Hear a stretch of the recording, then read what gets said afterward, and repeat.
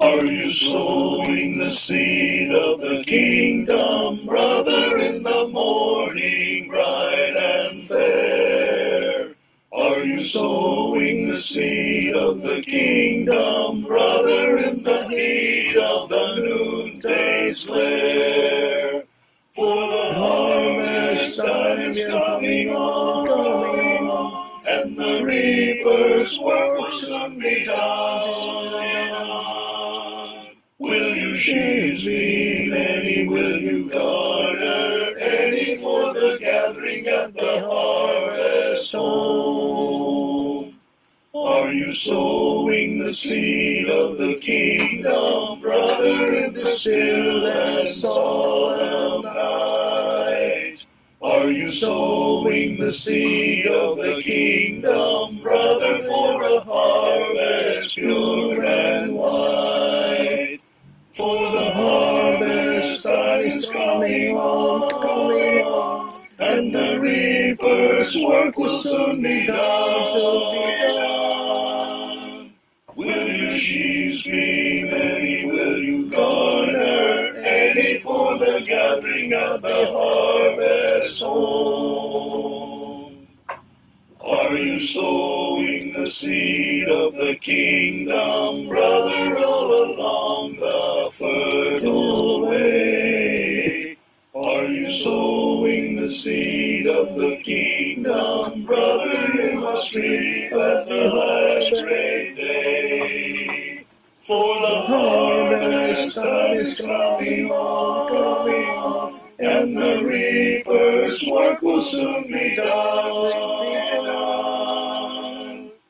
Will your sheaves be many? Will you garner any for the gathering at the harvest home? There is a place of quiet rest near to the heart of God, a place where sin cannot molest, near to the heart of God. O Jesus, blessed Redeemer, sent from the heart of God, all us who wait before thee, near to the heart of God. There is a place of comfort sweet, near to the heart of God, a place where we our Savior meet, near to the heart of God. O Jesus, blessed Redeemer, sent from the heart of God, all us who wait before thee, near to the heart of God. There is a place of full release, near to the heart of God, a place where all is joy and peace, near to the heart of God. O Jesus, blessed Redeemer, sent from the heart of God, all us who wait before thee, near to the heart of God.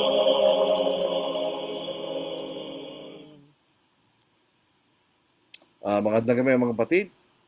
Balik po tayo sa ating pangangaral po sa ating wika. Ang ating pong gagawin ay sa Lunes, ito ay po ay mangangaral sa English. Tulad po nag-request ng isang kapatid na naninirahan sa ibang bansa na may mga kasama roon na hindi Pilipino. Pero siyempre, para sa kapakanan ng karamihang mga kapatid, maganda rin po sa ating wika. Maintindihan po natin ng English, pero siyempre mas maunawaan natin ang ating sariling wika. Po. Napakahirap nga po magdesisyon kung anong lengguwahe gagamitin, kung ano ang layunin po kasi na kung sinong kinakausap mo. Kung meron pa mga foreigners na interesado makinig, mapupersa po tayo magsalita sa English. Ano po? Pero sa Tagalog muna tayo. Pwede naman po natin ulitin ito sa wikang English sa mga darating na panahon. I-recycle po natin para sa kapakanan po ng mga banyagang nakikinig. Ano po? Hindi natin mabanggit yung bansa kasi masailan po doon ang pangangaral ng Ebanghelyo. In other words, hindi siya open sa tutulad po sa Pilipinas o sa ibang mga bansa. So, sa ating mga kakabsat, naimbag.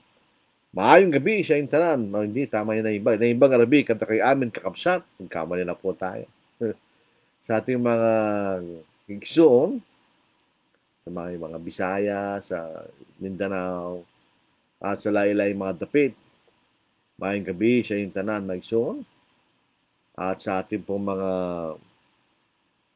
kaibigan, kapatid, na mga waray-waray, maupay ng gabi sa kabugtungan kang Kristo, sa ating pong mga katugangan yan, sa Bicol Region, Diyos marahay na banggi sa Intugabos, sa mga taga-Pangasinan, Santo sa Labi, at sa kayo namin, at siyempre sa mga Tagalog, magandang gabi sa inyong lahat, sa mga Kapampangan, may pabing kayo nga.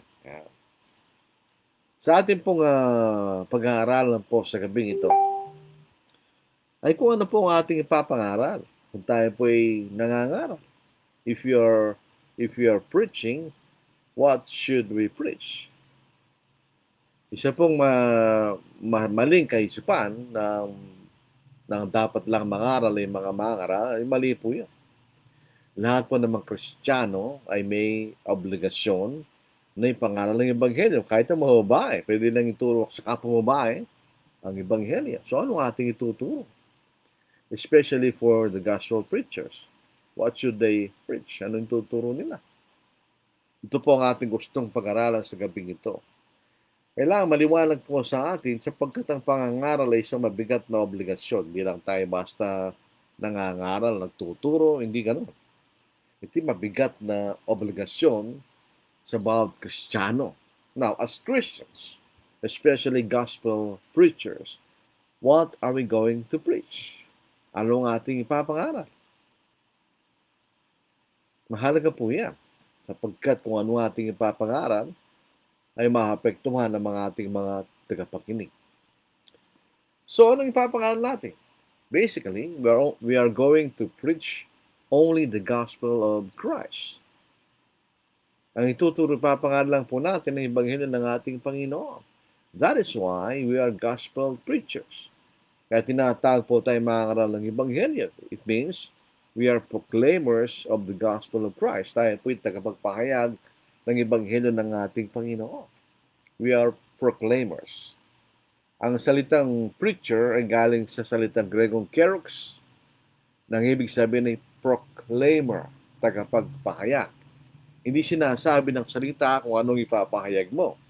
Kaya nilalagyan natin ng adjective, gospel preachers, tagapagpahayag ng Ebanghelyo, proclaimers of good news. Yun ang ibig sabihin ng gospel preacher or evangelist. Ang salitang evangelist, evangelistes, ang ibig sabihin, proclaimer of good news. Ito mas specific kaysa sa keros, na ang ibig sabihin ni proclaimer. Kung ano man ang iyong ipinahayag. Pag sinabi natin evangelist, it is more specific. We are proclaiming good news. So, ano yung papangalan po natin? What are we going to preach? Ito sa 1 Corinthians chapter 2, verses 1 to 5. Dito po sa New King James Version, Tapos babasahin natin sa Tagalog. And I, brethren, when I came to you, did not come with excellence of speech or of wisdom, declaring to you the testimony of God. As sabi po rito sa Tagalog, mga kapatid, nang ako ay dumating sa inyo, hindi ako dumating na nagpapahayag sa inyo ng patuto ng Diyos sa pamamagitan ng matatayag na pananalita o karunungan. Sinasabi ni Pablo. For I determined not to know anything among you except Jesus Christ and Him crucified. Sabihin ang sabi sa Tagalog, sapagkat aking ipinasyang walang anumang malaman sa gitna ninyo, maliban na siya sa Kristo at siya na ipinako sa krus. Sabi ni Pablo, I was with you in weakness, in fear and much trembling. Sabi dito sa Tagalog, ako ay nakasama ninyo na may kahinaan, takot at lubhang panginginig. Sabi ni Pablo.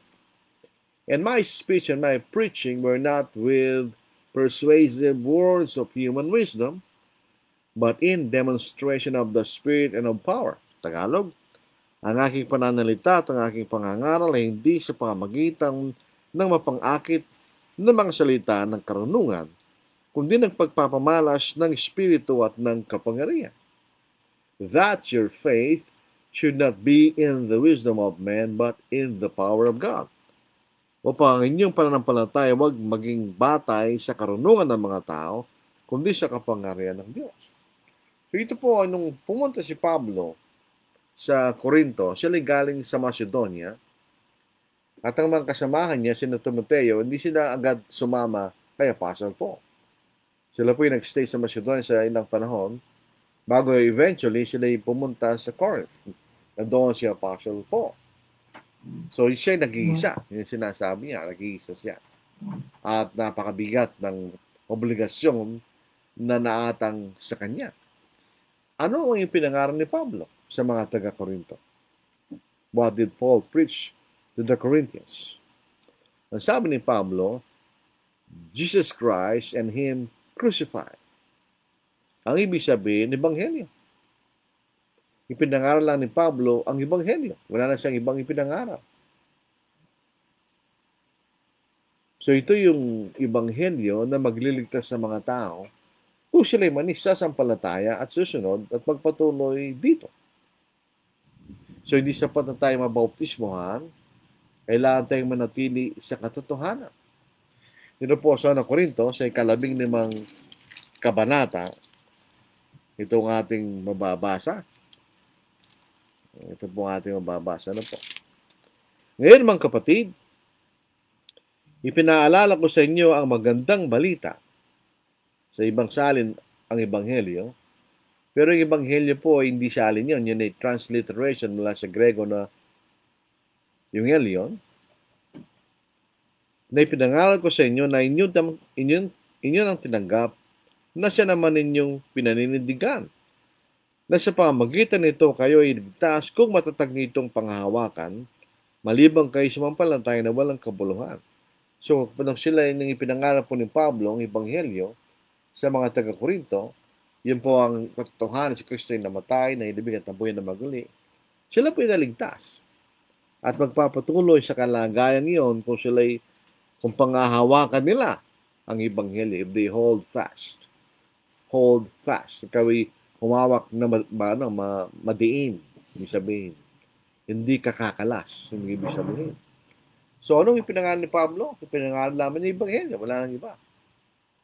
The gospel of Christ, the doctrine of Christ. Ang Ebanghelyo ng Panginoon, ang aral ng Panginoon. Yun ang itinuring ni Pablo. Pareho lang yun. Walang pagkakaibang Ebanghelyo sa doktrina. Pareho lang po yun. Ang doktrina ni Kristo ay ang aral ni Kristo. Ang aral ni Kristo ay ang Ebanghelyo ng ating Panginoon. The same. No, si Pablo po ay pumunta sa Corinth, hindi siya nagpakita na siya'y superior na tao. Paul did not preach with a superior personality. Sabi, hindi siya nagpakita roon na siya'y matayog at mataas sa mga taga-Corinto. Hindi siya gano'n. Ang personality will not save. Ano man ang personalidad doon nangangaral, hindi magliligtas yun. Ang magliligtas ay ang mensahe. The message, the gospel, will be the one will save. Hindi po yung tao. Hindi yung ganaman ng kanyang personalidad. Doesn't matter. Ang mahalaga ay yung mensahe na magliligtas sa atin. At sabi ni Pablo, with fear and trembling. Isipin niyo yung isang apostol, siya nangangaral na may takot at panginginig.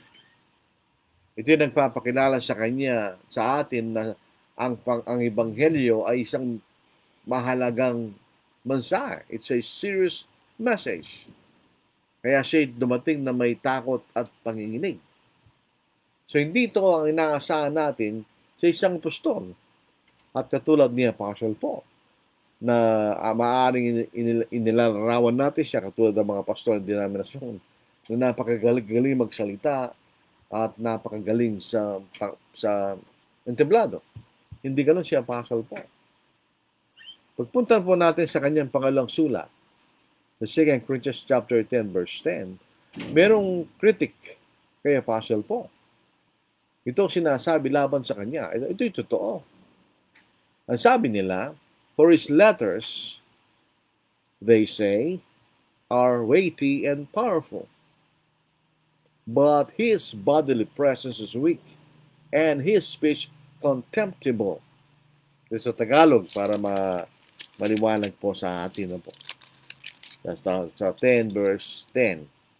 Hindi madaling maalala.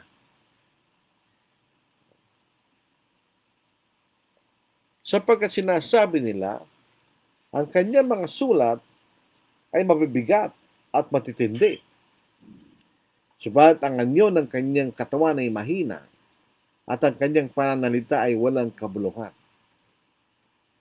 So yun ang akusasyon laban kay Apostle Paul. Kung ikukumpara po natin sa mga sikat na tele-evangelist, malayo si Apostle Paul. But his bodily presence, kanya. Yung kanyang pag siya'y nandoon, kanya. Siya po ay mahina. So, hindi siya strong personality na pag nakita mo, ikay mahanga.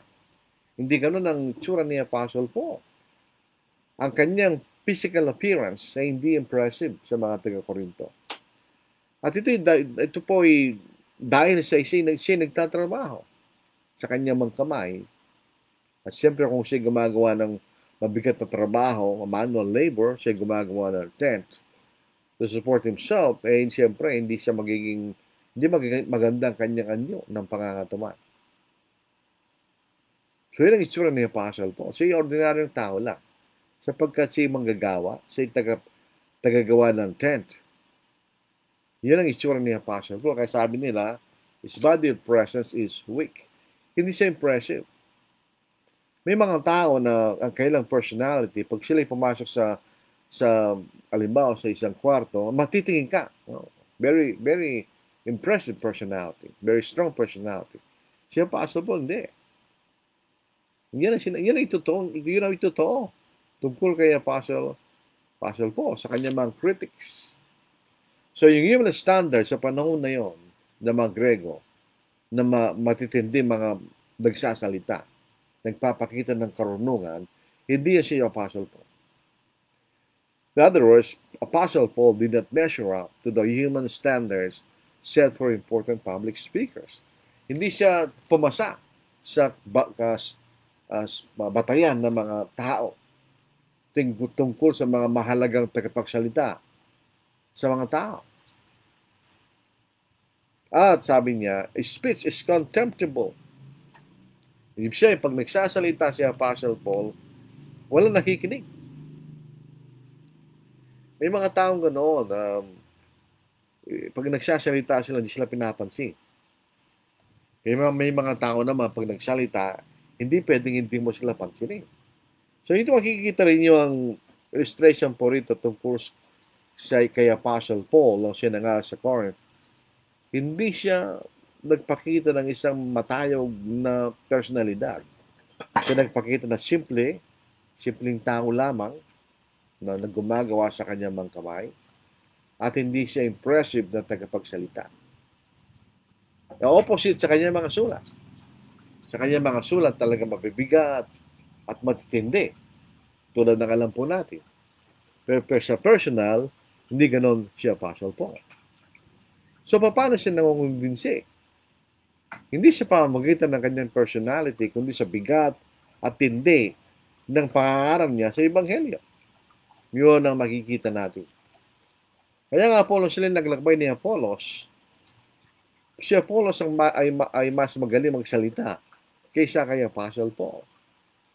So, pag tayo po ay nangangaral sa mga tao, hindi sa pamamagitan ng matatayag na pananalita ng karunungan ng tao.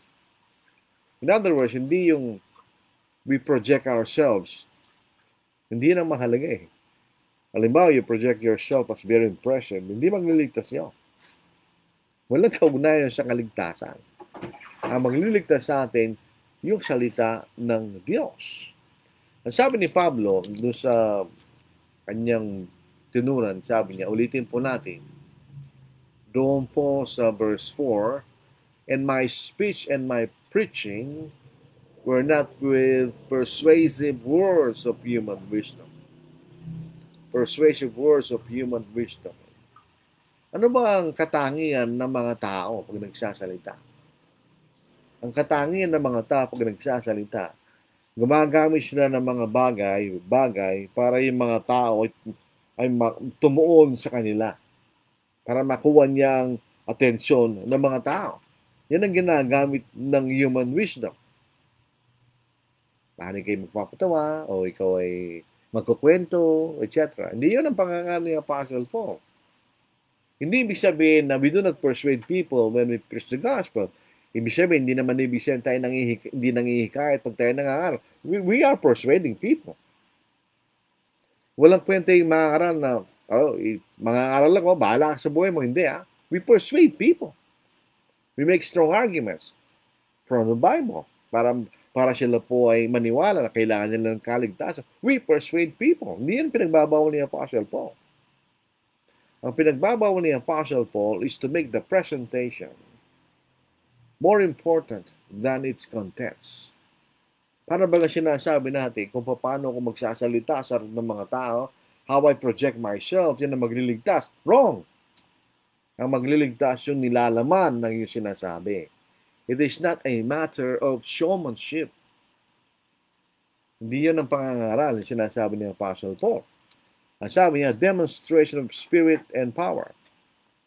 Ang Holy Spirit po siyang tagapagpahayag ng katotohanan. Yan ang gawain ng Espiritu Santo, siyang magpapatnubay sa mga apostol sa buong katotohanan. At the same time, dahil sa panahon na ito, hindi pa nakasulat ang Biblia, kailangan patunayan ng ipinapangaral ay totoo at galing sa Diyos, may kaakibat ng mga miracles to confirm the words preach, para mapatunayan na mga salitang ipinangaral ay sa Diyos. Yun ang nagbibigay ng bigat sa pangangaral. Na yung salita ay totoo. Na yung salita ay sa Diyos, hindi sa tao. Noong panahon na yon, hindi katulad sa panahon natin, meron na tayong evidence. Yan ang banal na sulatan. Sa panahon na wala silang written word of God. Wala pang written New Testament. So, kailangan nila magpakita ng mga bagay na supernatural, na hindi kaya gawin sa natural na paraan, para mapatunayan na yung tinuturo nila ay totoo. So, hindi dun sa impressiveness ng kanyang pangangaral, kundi pagpapakita at pagpapatunay ng sinasabi niya ay totoo.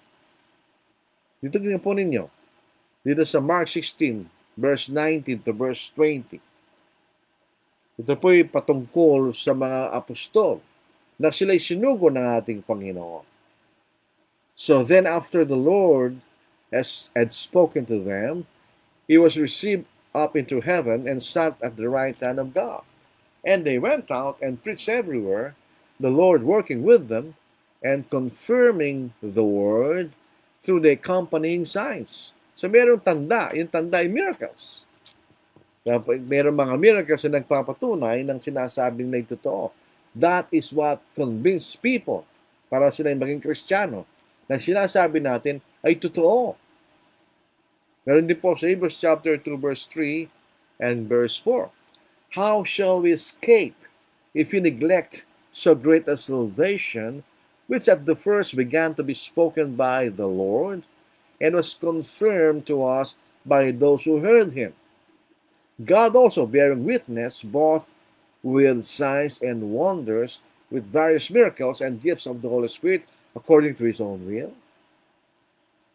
So yun tinuro ng mga apostol, yung napakinggan nila sa ating Panginoon, and later on, yung pinahig sa akin ng Espiritu Santo, at yung pinatunayan sa pamagitan ng mga tanda, kababalagan, at mga gawang makapangyarihan at kaloob ng Espiritu Santo.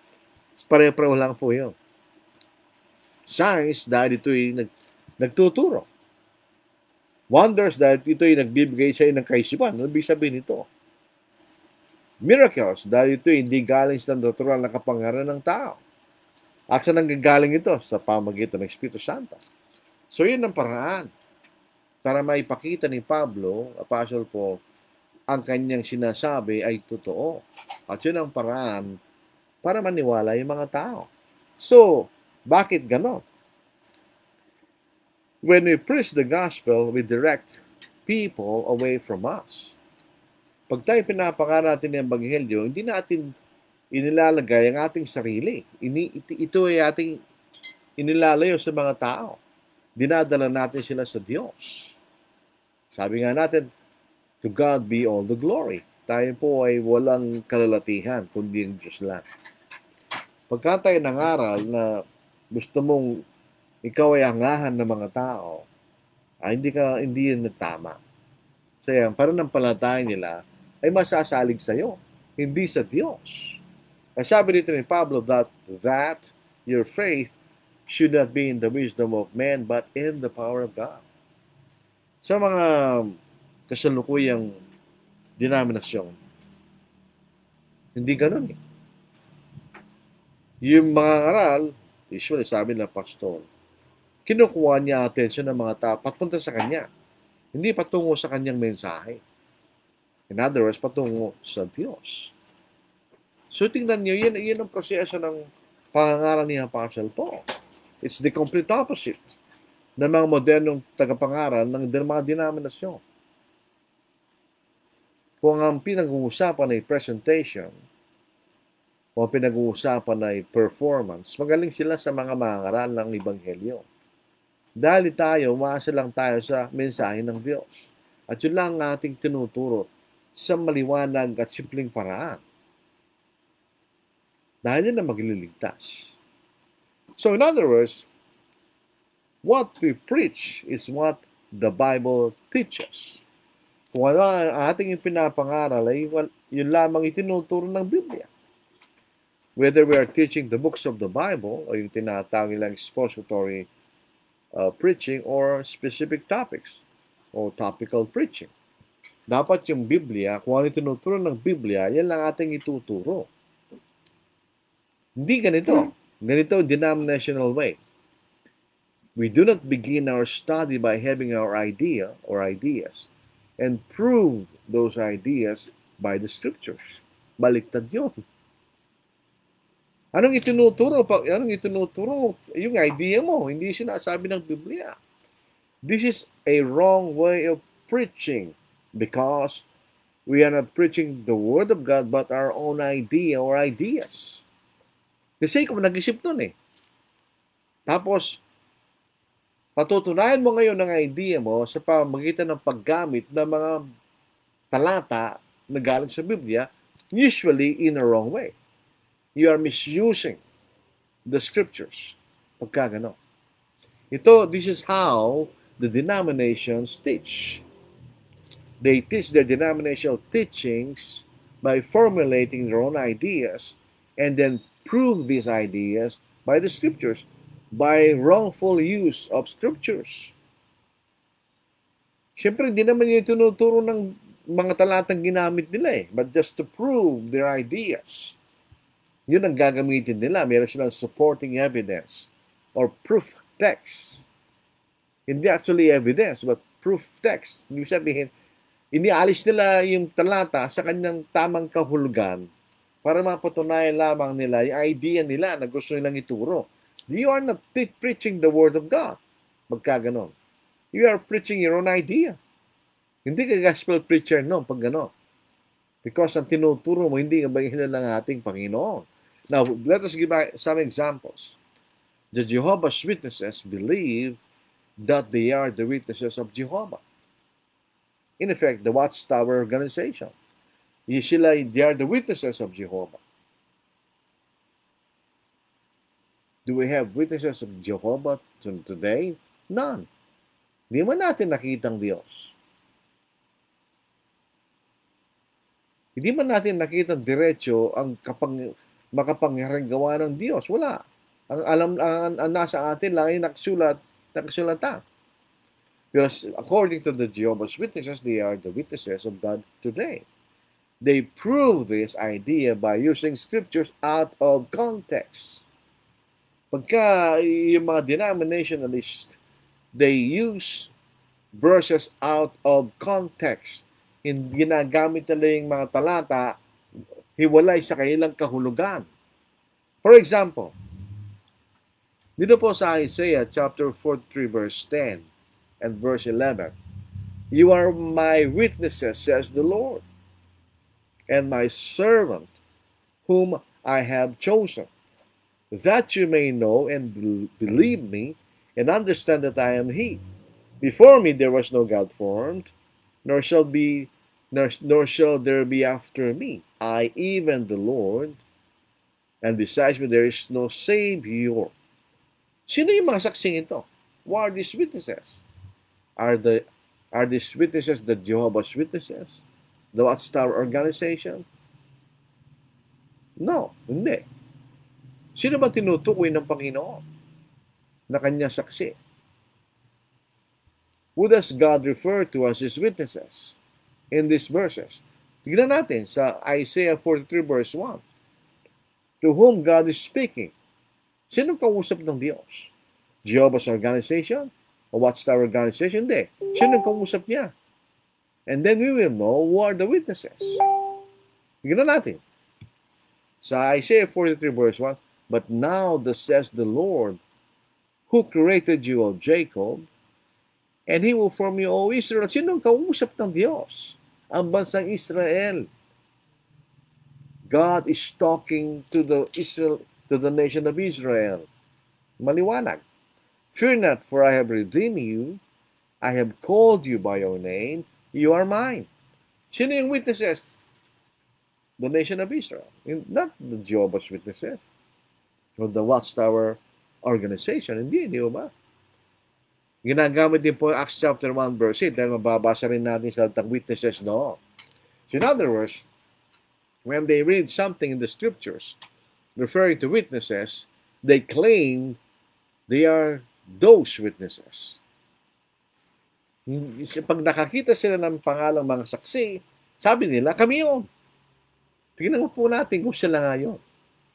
Dito sa Acts chapter 1 verse 8, "But you," may kausap ang Panginoon, second person po yun, di ba?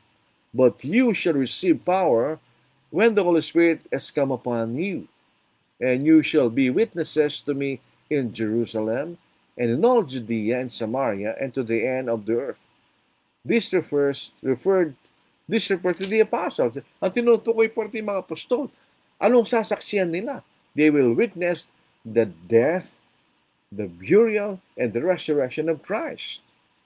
Kaya po hindi tayo saksi. We are not witnesses. We are believers. Pinaniniwalaan po natin yung mensahe yun. Pero hindi natin nakitang Panginoon na nabuhay na maguling mula sa mga patay. Therefore, we are not witnesses. And they use this verse out of context. Yan ang makikita natin. Pag you have an idea and you try to prove it by the scriptures, you will use those verses out of context most of the time. Tingnan po sa infant baptism practiced by the Presbyterian Church, the Roman Catholic Church, in some ways the United Methodist Church. They practice infant baptism. The idea of original sin came from Augustine, and it says, "Every man inherits the original sin of Adam, And so every infant who are born they have that sin. So they should be immediately baptized to remove that sin. Kung gamitin po natin yung very sikat na salita, they should be baptized forthwith to remove that sin. Para matanggal yung naman ng kasalanan. Yun ang origin of infant baptism. So, anong katunay nila? Romans chapter 5 verse 12. This is the verse they use.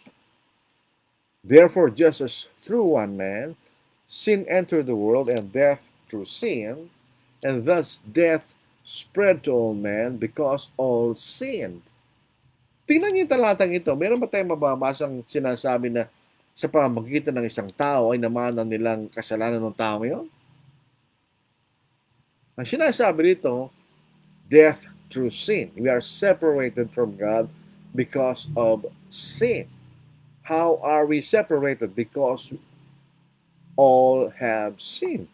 Dahil nagkasala ang lahat ng mga tao, hindi dahil naman nila kasalanan ni Adam. Iyon ang tamang kahulugan ng talatang yun. We are separated from God because we sin ourselves. Not because we inherited Adam's sin. So, kung tingnan niyo, mali ang context sa pagkagamit ng talatang yun. And then, meron silang sinasabing, there are examples of infants being baptized in the New Testament. Bakit ko alam ito? Because I was a formerly Catholic. Tingnan po niyo. Sabi nila sa Acts chapter 16 verse 15, yung household of Lydia, o Lida. And when she and her household were baptized, she begged us and saying, if you have judged me to be faithful to the Lord, come to my house and stay. So she persuaded us. Ang kailang argument, Lydia and her household were baptized. Therefore, because of the word household or family, they were infants were baptized. Sabi-sabihin, isang bahayan. So may mga sanggol dyan kanina. That is false assumption. Not every household have infants. Hindi lahat ng pamilya may bata may sanggol. For instance, sa aming sangbahayan, our household does not have infants. Wala kaming sanggol sa bahay na, sa pamilya namin. So it doesn't prove anything. Paano nalalaman? How do we know that Lydia's household had infants? Paano natin malalaman ng isang bayan ni Lydia ay may masanggol? We cannot prove that. So it's a wrong use of the verse. Dito rin po sa Acts 16 verse 33. And it took them the same hour of the night and washed their stripes, and immediately forthwith he and all his family were baptized. Again, they assume that every household has infants. So the jailer's household were baptized, included infants were baptized. False. Bakit? Who were baptized in the jailer's family? Those who believed. Sino ba nabautisman sa pamilya ng tagapamahala ng bilangguan? Yung mga sumampalataya, di ba? Sa verse 31, Acts 16 verse 31, so they, verse 30, and he brought them out and said, sirs, what must I do to be saved? So they said, believe on the Lord Jesus Christ, and you will be saved, you and your household. So sino nabautismuhan? Yung sumampalataya. Maliwanag po sa verse 34, now when he had brought them into his house, he set food before them, and he rejoiced, having believed in God with all his household. So yung nabautismuhan, yung lahat na sumampalataya sa Diyos. Kasama ba yung mga sanggol? Hindi naman pwedeng sumampalataya yung mga sanggol, di ba? So just to prove their infant baptism theory, they misuse verses from the scriptures. Wala nang ibang paraan pagka kasi yung idea mo, when your idea is not taught by the scriptures, you will have to misuse scriptures to prove your point. Verses out of context. Yung makita nyo. At ang totoo niyan, sin is not inherited. Basahin po natin. Ezekiel 18 verse 20, the soul who sins shall die. The Son shall not bear the guilt of the Father, nor the Father bear the guilt of the Son. The righteousness of the righteous shall be upon himself, and the wickedness of the wicked shall be upon himself. So yung katwiran na matuwid isa sa kanya, at ang kasama na masama isa sa kanya. So yung kasama ni Adam ay sumakanya lang yun. Di natin naman yan. So ano nangyari dyan? Augustine had the idea of original sin. And Augustine misused verses just to prove his idea. Does the Bible teach infant baptism? No. Ang sabi rin sa Mark 16, verse 15, 16, verse 6, he who believes and is baptized shall be saved. That automatically exclude infants. Di ba? Ngayon, punta tayo sa denominational concept of salvation. And so, accept Jesus Christ as your personal Savior, and you'll be saved.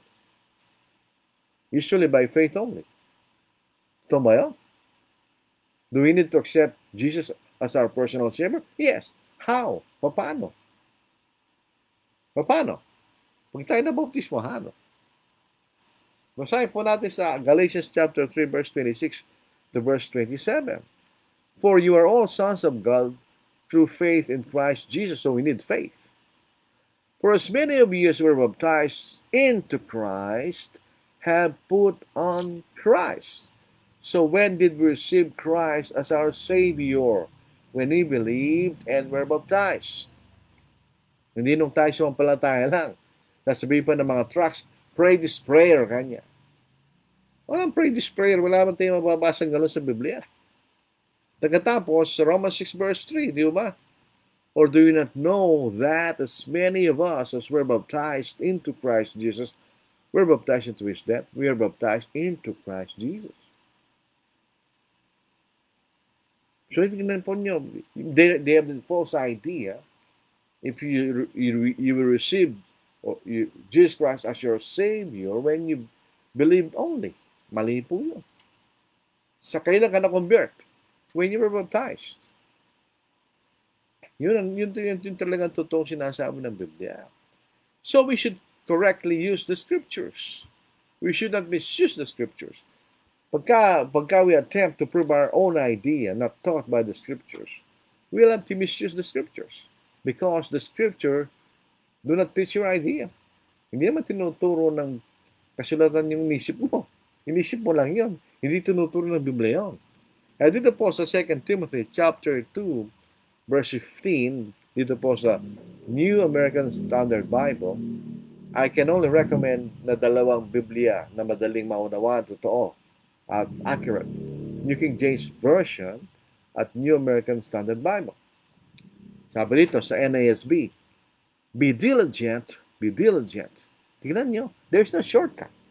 You have to be diligent to present yourself approved to God as a workman who doesn't need to be ashamed, accurately handling the word of truth.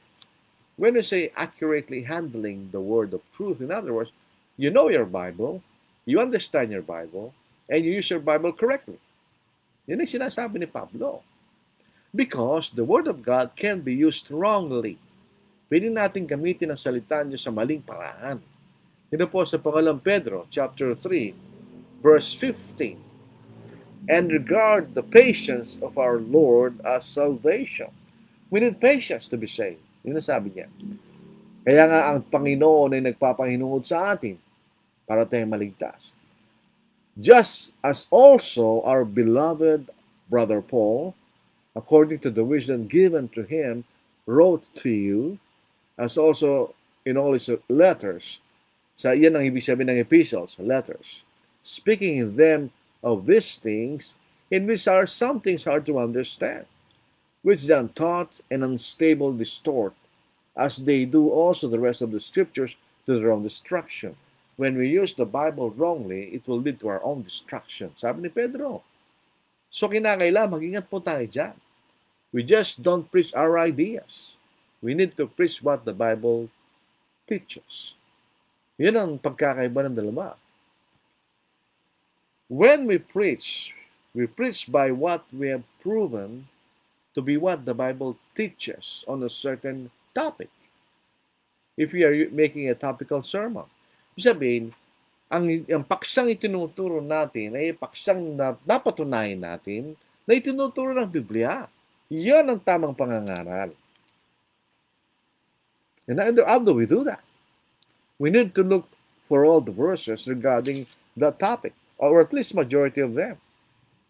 If our conclusion does not contradict any part of the scriptures, then it is the truth.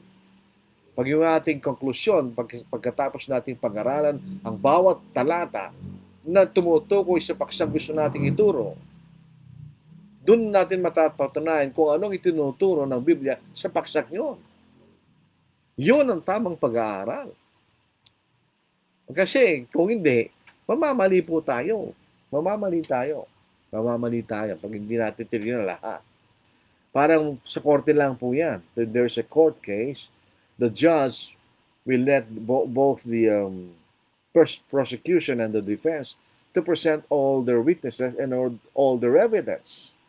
And the judge, kaya tinawag na judge, will judge those evidences and witnesses if they are acceptable. Kung sila nagsasabi ng totoo. Di ba? Ganun ang pagpananalisis ng katotohanan eh. For instance, gusto nating magturo about worship, about acceptable worship. How do we do it? We seek all the verses regarding New Testament worship. Hindi sa Old Testament, hindi natin tayo kasama doon. But New Testament worship. Not all worship are acceptable. These people worshiping in vain, teaching as doctrines the commandments of men. Matthew 15 verse 9. Walang kabuluhan ng pagsamba nila sa akin nagtuturo na kailang pinakaaral ang mga aral ng mga tao. Pag-aral ng mga tao sinunod natin sa pagsamba, that's not acceptable. So paano natin malalaman ang katotohanan sa pagsamba? For example, I would like to preach on worship. Tignan ninyo.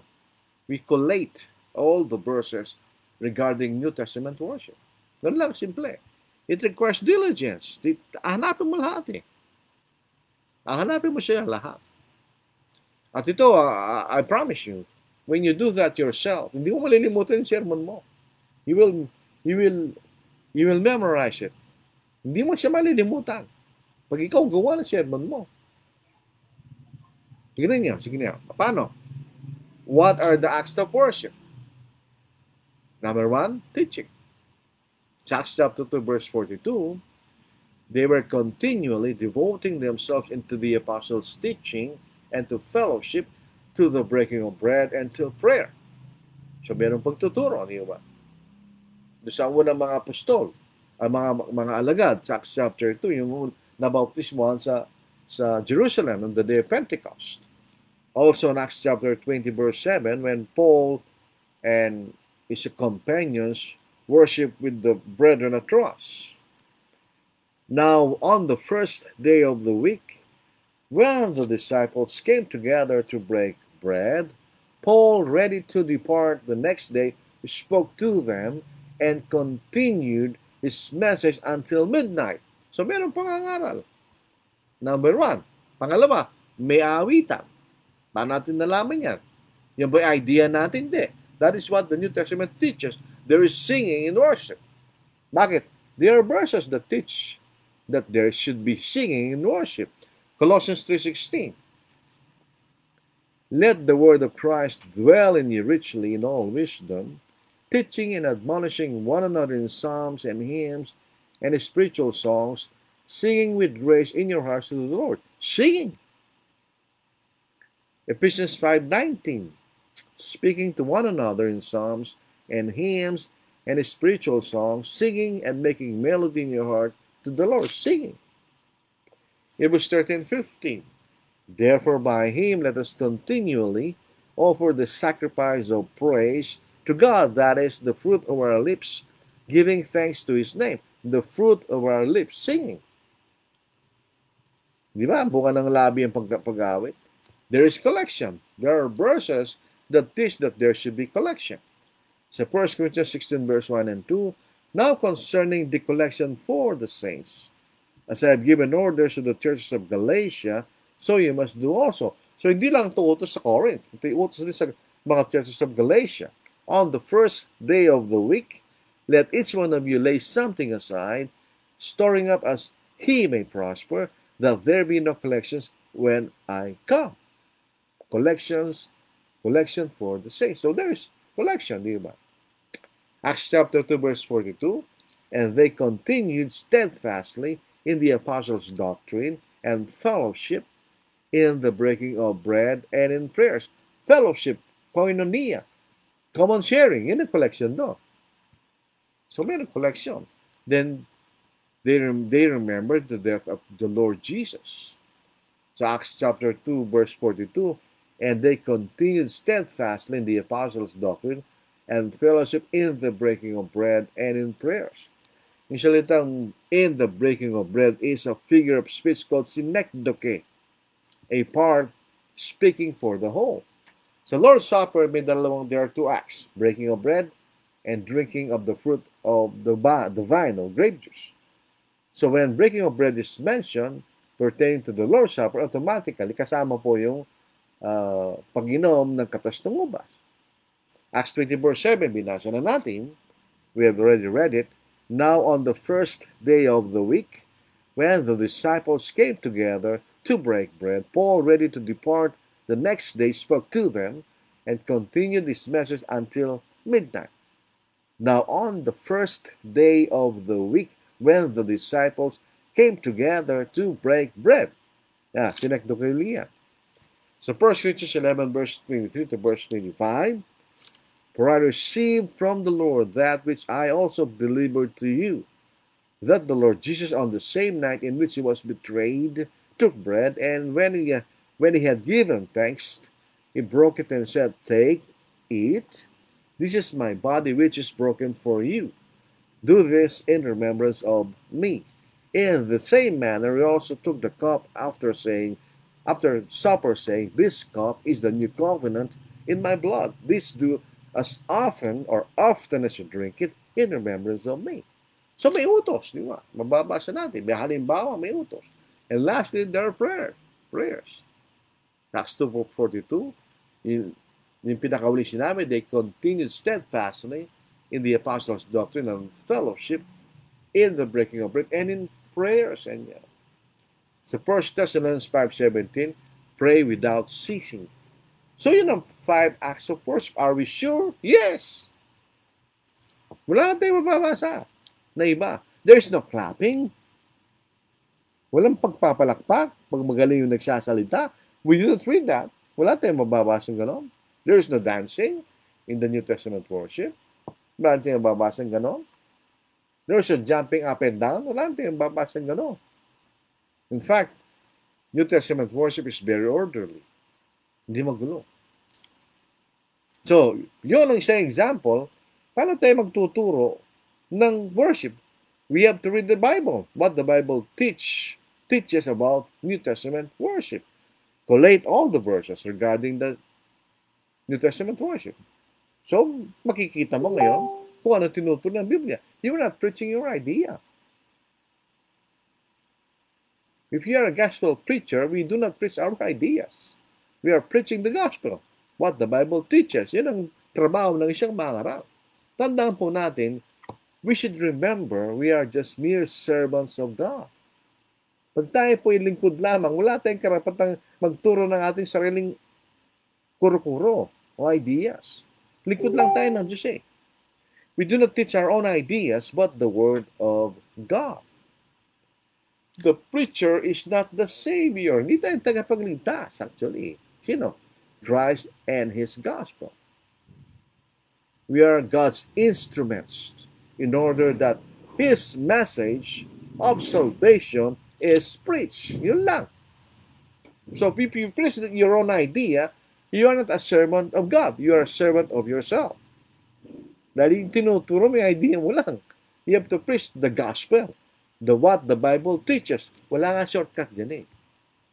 Kasi minsan nagmamadali tayo. Hindi ganon. Mahirap yung, we cannot be in a hurry to preach. Hindi. We should prepare. Prepare. Maghanda tayo talaga. We research the Bible. Pag-aralan natin ng Biblia. Ganun talaga yun. Tignan nyo. Sabi sa 1 Corinthians 3:5, chapter 3:5 to 8, ito po yung New American Standard Bible again. What then is Apollos? And what is Paul? Servants, through whom you believed, even as the Lord gave opportunity to each one. I planted, Apollos watered, but God was causing the growth. Hindi tayo ang Diyos sa pamamagitan ng kanyang ebanghelyo. We are not causing the growth. God is. Sa pamamagitan ng kanyang mensahe. So then neither the one who plants nor the one who waters is anything. Hindi mahalaga yung nagtatanim mo, yung nagdidilig, but God who causes the growth. Pag nagtanim tayo ng binhi at tinanim mo, diniligan mo, ikaw ba nagpatubo nun? Hindi, ang Diyos. Hindi ikaw. Ganon din si pangalan ng Ebanghelyo. Now, he who plants and he who waters are one, but each will receive his own reward according to his own labor, for we are God's fellow workers. You are God's field, God's building. Lingkod lang tayo. We are servants of God. We cannot preach our own ideas. We are not smarter than God. Tandaan po natin yun. So if we are preaching as Christians and gospel preachers or elders or Bible teachers, kailangan ituro natin kung tinuturo ng Biblia. Hindi ang ating ideas. Kaya yung pong practice ng mga kapatid that they pay the Bible teacher, wala, idea nila yun. Hindi tinuturo ng Biblia yun. That's just their idea. There is no Bible authority to prove it. Wala. O ano mga bagay na inisip natin? Yung mga denominations, mga kapatid na institutional, they have church anniversary. Idea nila yon, hindi tinuturo ng Biblia yun. And those ideas will cause trouble, division, di ba? Kasi wala naman sa Biblia. So makikita natin, we have to be very careful. We cannot preach any other message. Sa Galatians 1 verse 8, but even if we, meaning the apostles, or an angel, o anghel sa langit, the word angel means messenger, a messenger from heaven, preach any other gospel to you than what we have preached to you, let him be accursed. So we cannot preach any other message aside from the Word of God. Di maliwanag po yun. We'll be accursed pag nagturo tayo ng ibang aral. 2 John chapter 1 verse 9 to 11. Whoever transgresses and does not abide in the doctrine of Christ does not have God. Tingnan niyo. Kung wala tayo sa turo ng ating Panginoon, walang Diyos sa atin.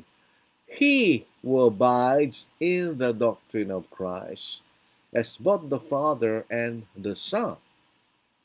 If anyone comes to you and does not bring this doctrine, do not receive him into your house, nor greet him, for he who greets him shares in his evil deeds.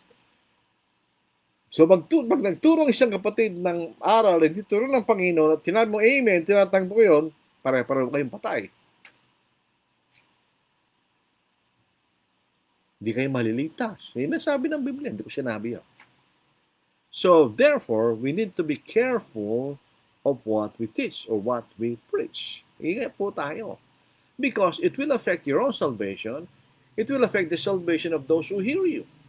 So, it's a very serious business. Diba? Kasi na sa 1 Timothy chapter 4 verse 16.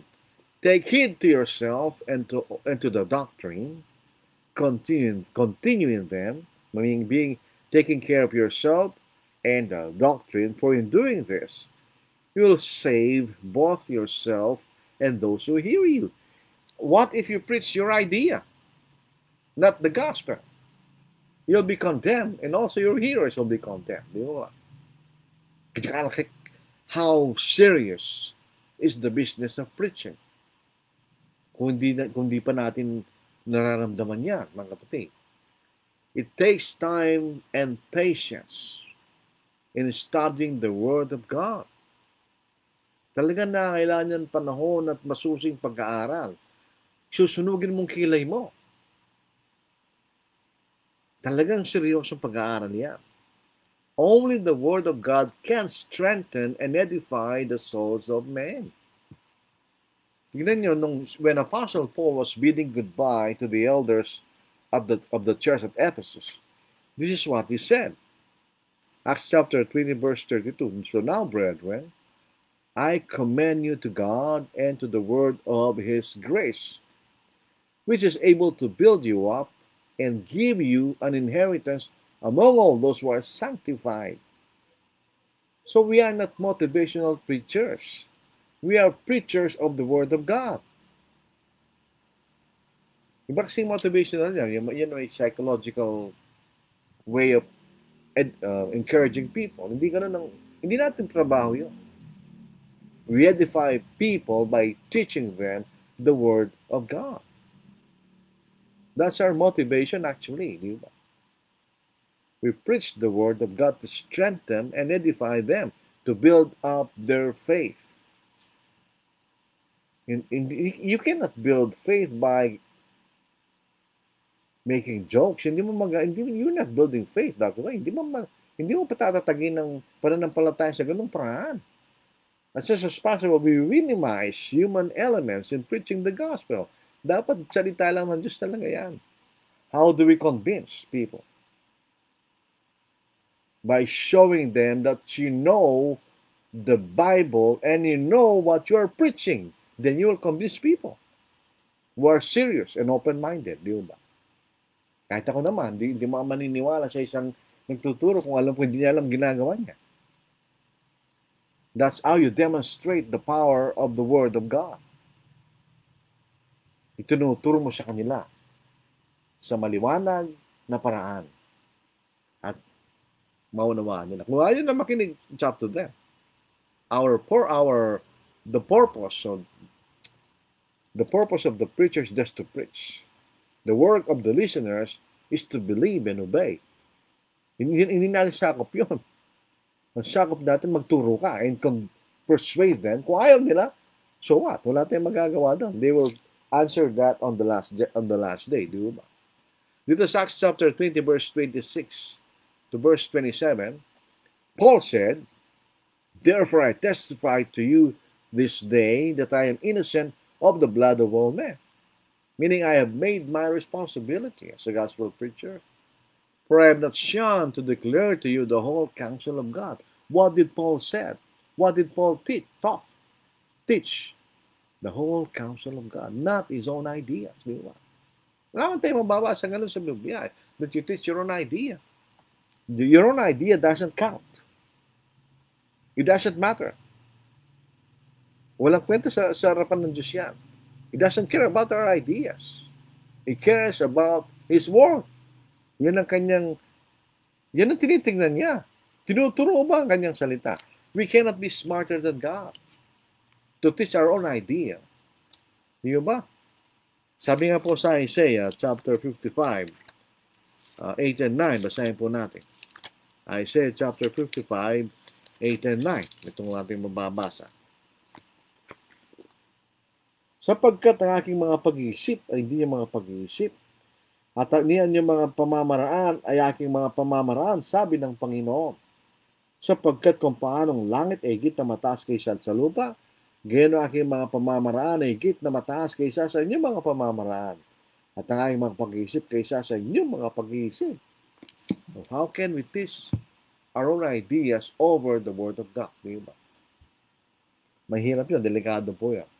So, the gospel is both to save those who are sinners, who are not Christians, and also for Christians who have already obeyed the gospel to remain faithful.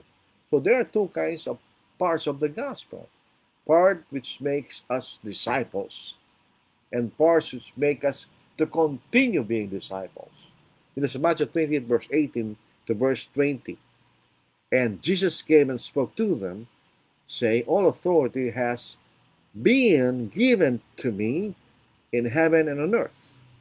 Go therefore and make disciples of all the nations, baptizing them in the name of the Father, and of the Son, and of the Holy Spirit. That's the first part. The second part, teaching them to observe all things that I have commanded you, and lo, I am with you always, even to the end of the age. Amen. So, dalawang klaseng pag-aaral yan. Pag nabautismo natin, hindi na katapusan. Tuturuan pa rin natin siya upang siya manatiling Kristiyano at maging tapat sa kalooban ng Diyos, sa kanyang buhay at sa paglilingkod sa Diyos. So what are we going to preach? Pure and simple, the Word of God. Not our own ideas. Delikado po yan. That's a very dangerous path na ating lalakaran if you're just going to preach your own ideas. You have to preach the Word of God, period. Because we are proclaimer of the gospel. We are teachers of the doctrine of Christ. We do not have our own teaching. We do not have our own message. We only have the gospel of Christ and the doctrine of Christ. Amen. So ito po ang ating mensahe po sa gabing ito, mga kapatid. Kaya kung hindi naman tinuturo ng Biblia, huwag mo nang ituro. Huwag na rin natin gawin. Delikado po yun. Our salvation will be jeopardized if we do that. Diba?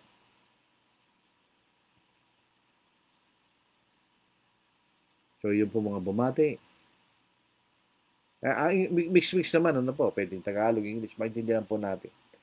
Joshua Glenn Fiesta, ito po yung young man sa Alcala Church of Christ, sa Alcala, Pangasinan. Good evening po, Brad. Good evening din. Leonito Torreliza, na imbang arabi, kadakayan, kakabsat. Magandang gabi sa inyo lahat, mga kapatid. Kaya. Ray Lagas Kalibatike, good evening, kakabsat. So, alam na po na good evening, brethren. Ojano Campo, good evening po. Ibanya Senior Sani, na imbang arabi, kakabsat. Ito po shortcut lang ng sinabi ni Brother Leonito. Magandang gabi, mga kapatid. Ganyan. Dito yung lang lalay, ito po yung tapat ng kapatid sa Mabalacat. Good PM po sa lahat ng mga pakinig, tagapakinig. Aileen Efren, na imbag ng arabi, kakabsat. Magandang gabi, mga kapatid. God bless everyone. Thank you. Diaka College, ito po ay si Sister Dalia at Brother Calvin. Blessed evening, mga kapatid. May God bless us all. Amen. Ray Bebs Kapili, good evening po. Romilyn Ruado, hi po nong. Taga-ano po ito, Camarines Sur. Nito yung Amlacanlale, gabing gabi po, from San Carlos, pauwi na. God bless po sa lahat. Mag-ingat ka, Brad. Roberto Marasigan, good evening po, mga kapatid. At sa tagapakinig, ito po yung kapatid sa Calamba, Laguna. Ay, kandi Calamba, Canlubang, Calamba, Laguna. Lorinda Olino Orsiga, ito po yung taga San Manuel, Tarlac. Good evening po, brother. Good evening din. Arnold Layusa, magandang gabi po.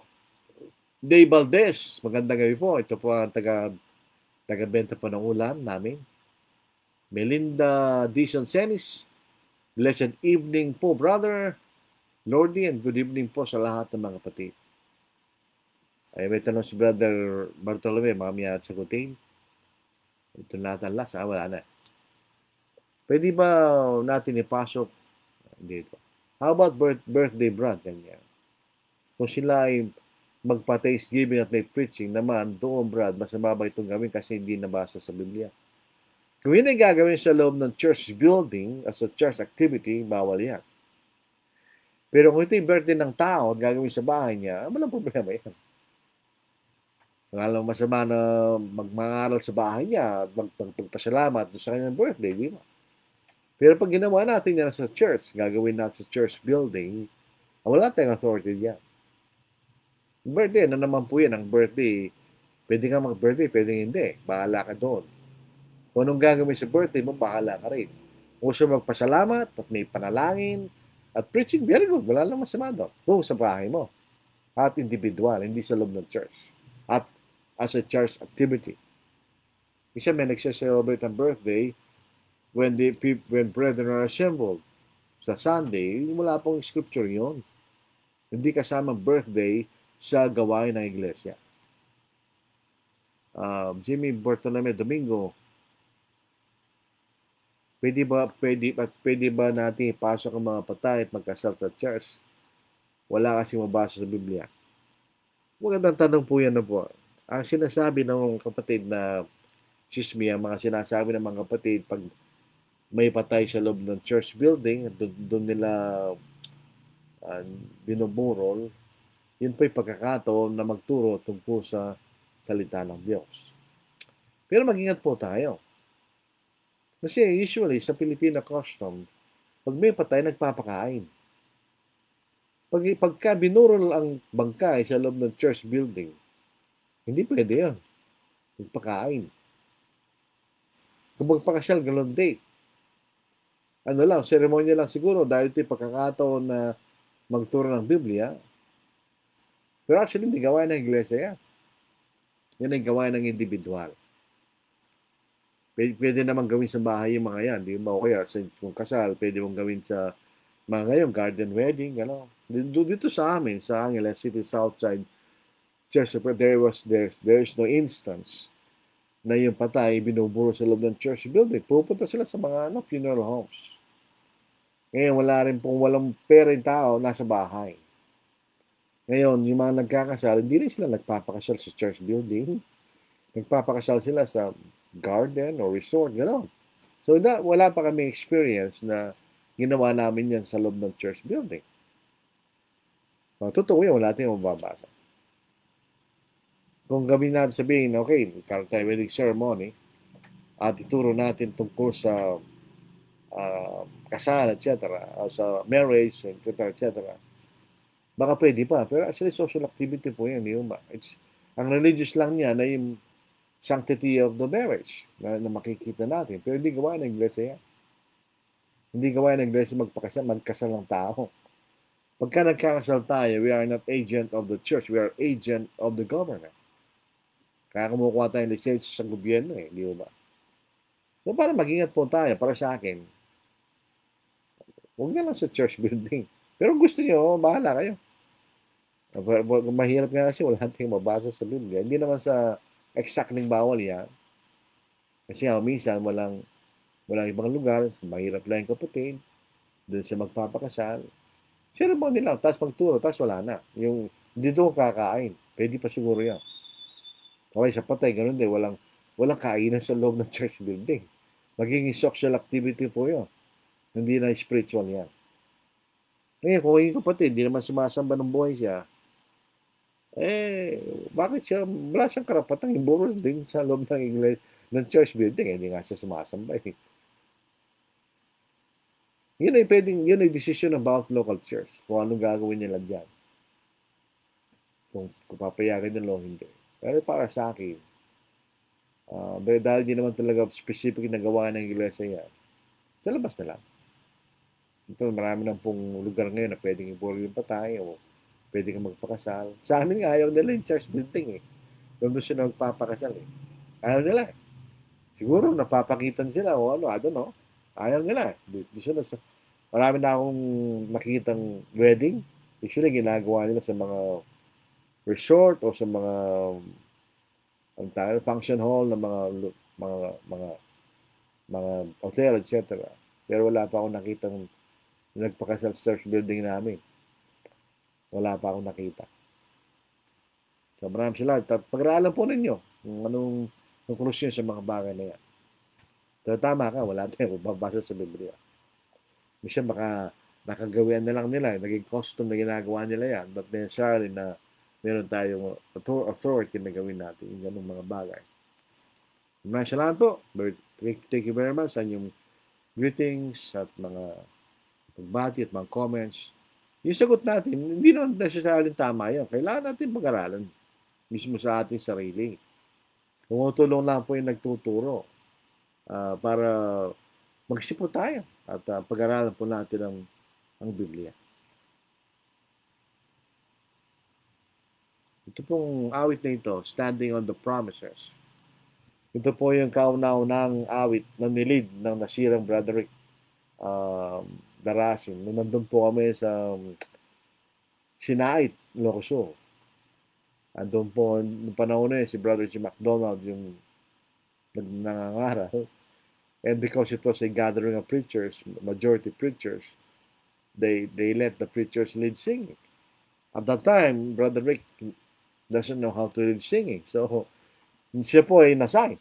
So, siyempre, Boy Scout. And he led Standing on the Promises. Kaya ito po yung kanyang pinunang nilid na awit, Standing on the Promises of Christ. Careless soul, why will you linger, wandering from the fold of God? Hear you not the invitation, oh, prepare to meet thy God. Careless soul, heed the warning, for your life will soon be gone. Oh, yes, your life will soon be gone. Oh, how sad to face the judgment, oh, how sad to face the judgment, unprepared to meet thy God, Why so thoughtless are you standing, while the fleeting years go by, and your life is spent in folly? Oh, prepare to meet thy God. Careless soul, heed the warning, for your life will soon be gone. Oh, yes, your life will soon be gone. Oh, how sad to face the judgment, oh, how sad to face the judgment, unprepared to meet thy God. Hear you not the earnest pleadings of your friends to wish thee well? And perhaps before tomorrow you'll be called to meet thy God. Careless soul, heed the warning, for your life will soon be gone. Oh, yes, your life will soon be gone. Oh, how sad to face the judgment, oh, how sad to face the judgment, unprepared to meet thy God. If you spurn the invitation till the Spirit shall depart, then you'll see your sad condition, unprepared to meet thy God. Careless soul, heed the warning, for your life will soon be gone. Oh, yes, your life will soon be gone. Oh, how sad to face the judgment, oh, how sad to face the judgment, unprepared to meet thy God,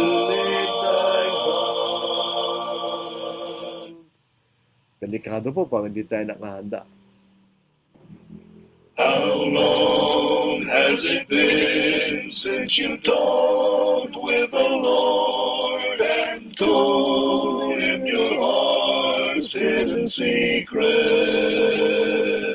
How long since you prayed? How long since you stayed on your knees till the light shone through?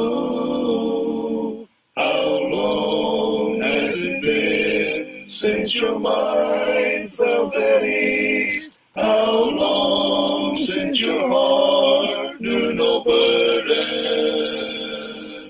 Can you call in your friend? How long has it been since you knew that he cared for you? How long has it been since you knelt by your bed and prayed to the Lord up in heaven? How long since you knew that he answered you and would keep you the long night through? How long has it been since you woke with the dawn and felt that the day's worth the living? Can you call in your friend? How long has it been since you knew for you.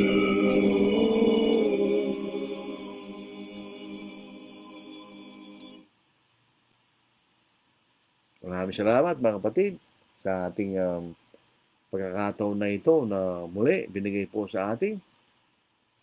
Sana ito nakatulong po sa ating lahat. Mag-ingat po tayo at tayo po sa ating pagtuturo at pangangaral na nararapat lamang na ang salita ng Diyos ang ating ituturo at ipapangaral. Hindi yung ating sariling kaisipan. O meron tayong idea at yun ang ating itinuturo. Hindi naman pwedeng gano'n. May mga bagay na katulad tinanong Brother Jim Bartolome Domingo na maaaring tingnan at pag-aralan dahil wala tayong mababasa sa Biblia kung nararapat gawin o hindi. Yun po ay isang challenge po sa ating sa ganitong bagay.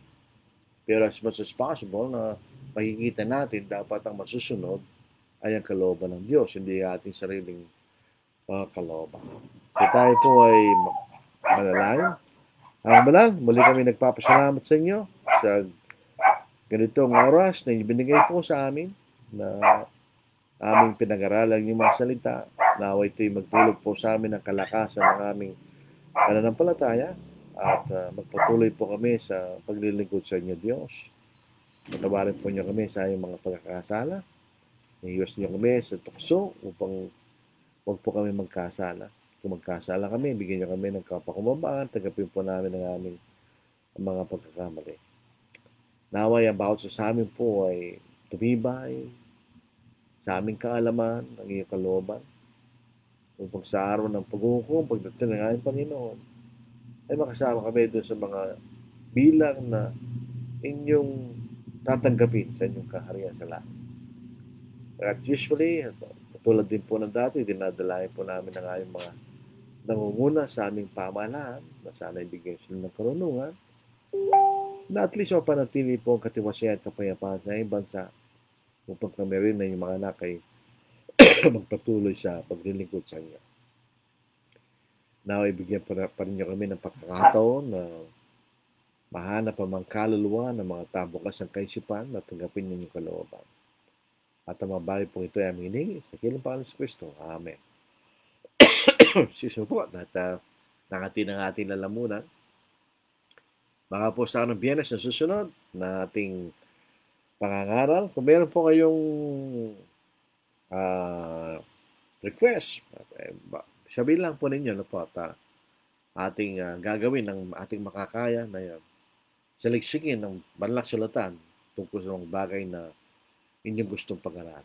Maraming salamat po. Good evening at mag-ingat po tayo. Take care.